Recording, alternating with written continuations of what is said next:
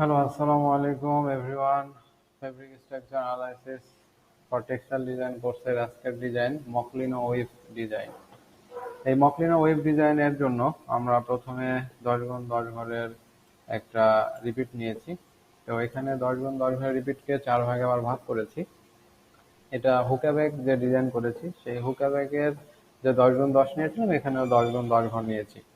কিন্তু এখানে হুকা ব্যাগের নিয়মে হবে না, এখানে অন্য নিয়ম।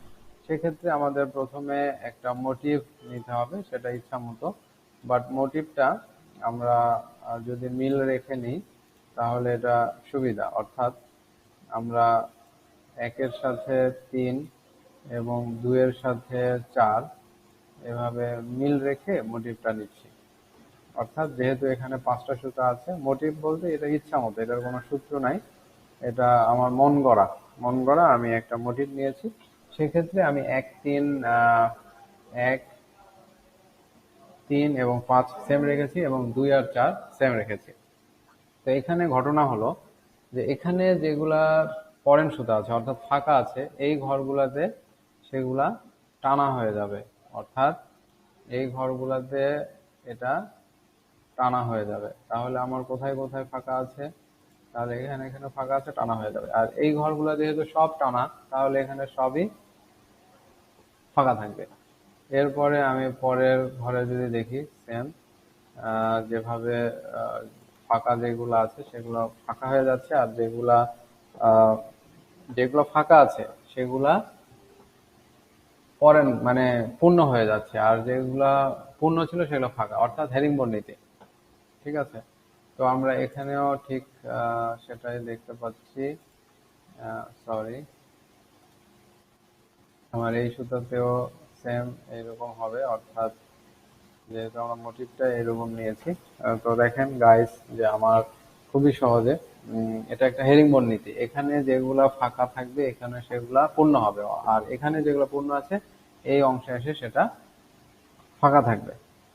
তো সেক্ষেত্রে এটাও হুকা ব্যাগের মতোই, যে এই কর্নারে যা আছে হুবহু এই কর্নারে সেম আমার সেম বসবে, আর সেম টু সেম এই কর্নারে আমার যেটা রয়েছে, এই কর্নারে যেহেতু রয়েছে এটা সেম টু সেম আমার এই কর্নারে বসবে।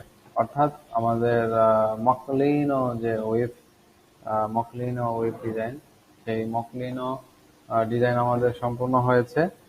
তো এমতো অবস্থায় এখন আমরা যদি ড্রাফটিং করতে যাই, সেক্ষেত্রে এটার সাথে এটা মিল নাই, এটার সাথে এখানে মিল নাই, দেন এটা মিল আছে, দেন এটা কিন্তু মিল আছে, দেন এটা কিন্তু মিল থাকবে। অর্থাৎ আমাদের প্রত্যেকটা সুতায় প্রত্যেকটার সাথে মিল নাই এখানে এবং এখানে।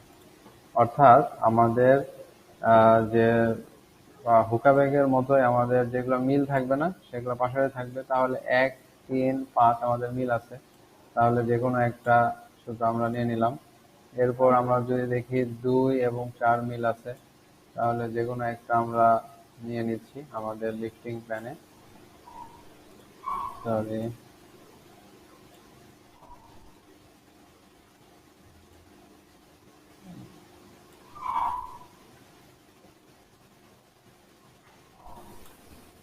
কপি। এরপর আমরা